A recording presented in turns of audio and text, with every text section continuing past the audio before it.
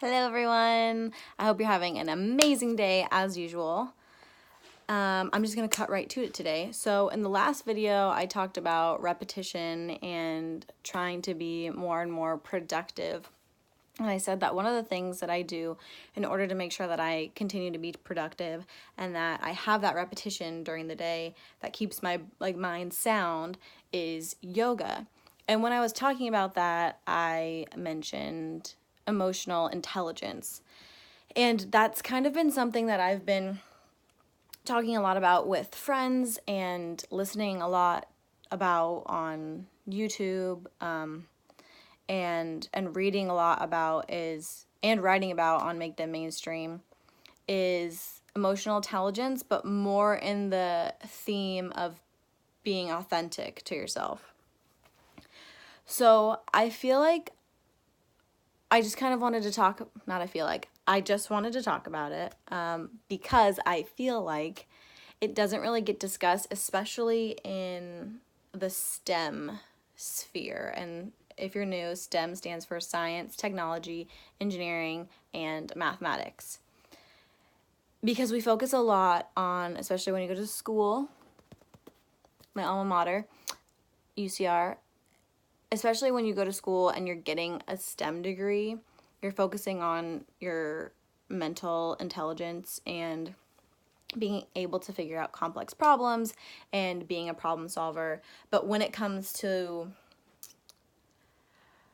practical scientific and mathematical problems, like what engineering is, it's solving those problems. But we don't really talk about like what does it mean to be emotionally intelligent. And so I was just kind of wondering if any of you guys have ever thought about that, or if you have ever even, talked about it or heard about it. Because I feel like it doesn't get really talked about in STEM.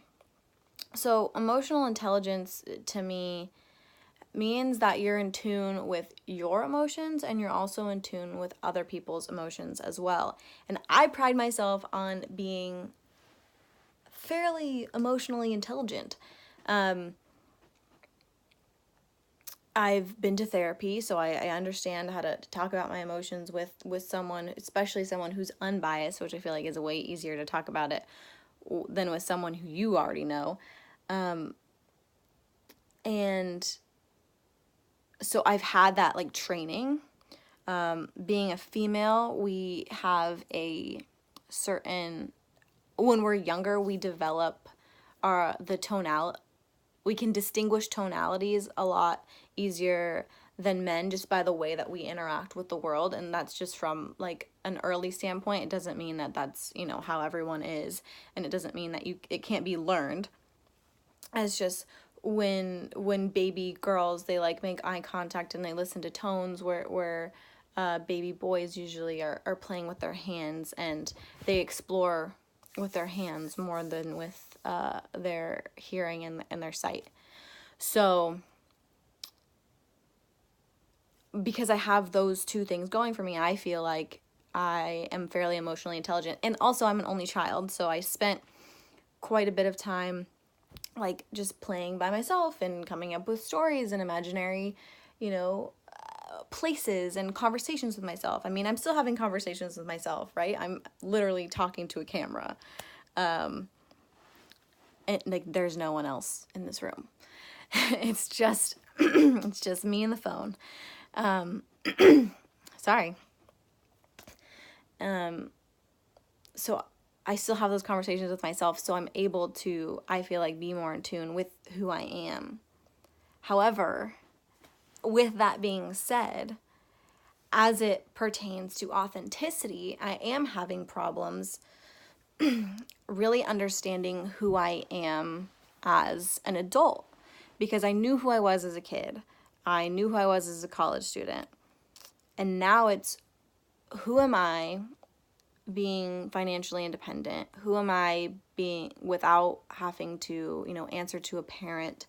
My boyfriend is also financially independent, so it's not like we're answering to each other in that way. Oh, sorry.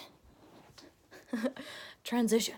So it's like, who am I? Like, really by myself, because I'm not a student anymore. That doesn't dictate my life. And now that I own my own business, or I'm starting my own business, it's who am I as an entrepreneur? Who am I as an independent thought leader? Who am I on this journey? And that's kind of why I wanted to bring you guys along on this journey, is really trying to figure out who I am. But I know that I'm not the only one struggling with this stuff. So this is how I am becoming. Wow, Danielle, way to get to the point. I said I would get to the point, and like we're 5 minutes in. Sorry. The things that I do to kind of be authentic to who I am and to figure out who I am. One of those things is through yoga. So I find that it's very meditative for me, and it's also a physical practice. So I'm sweating a little bit, and I'm spending time with myself and with the instructor who's on YouTube, Yoga with Adrienne. Go check her out. Another thing that I do is I just do. So with this video series, I'm just doing it. I'm just filming and posting. It's unedited. It's just, let's go. Let's do this. And then it's being authentic with you, because I'm a weird person, but I don't feel like it comes off very much because I'm still getting comfortable with you, with this relationship, with this phone, because, you know, I'm weird. I'm a weird person, and that will come out. It will, I promise. That was a little forced. And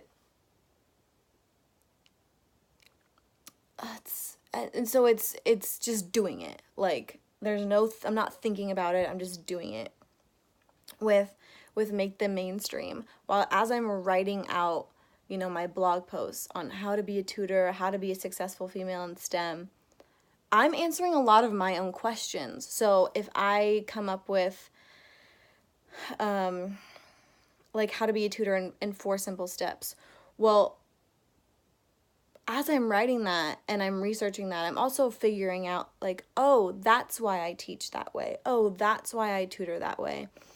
Oh, I should have been doing this. This is how I need to be learning. And I'm really figuring that out. And I'm doing that through research, and I'm doing that through writing, because as a scientist, I question everything, and I document everything because that's what scientists do.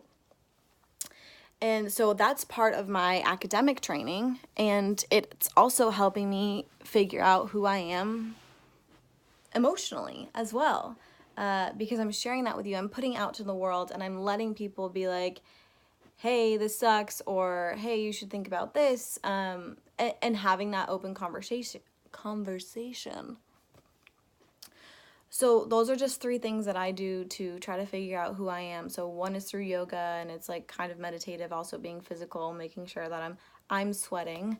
Another thing is through just doing it.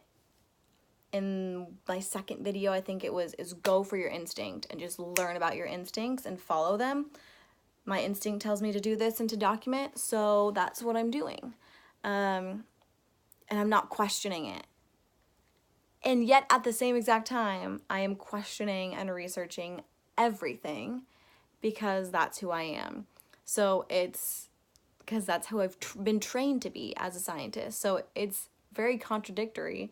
But I feel like you kind of have to have those 2 things. You have to have that yin and yang. You have to have that black and white to be like, I'm going to do this extreme, and then I'm going to do this extreme, and then we'll find where I fit in the flow in the middle, find the gray area that I'm actually in. So what do you guys do to try to figure out who you are, and how do you stay authentic to yourself?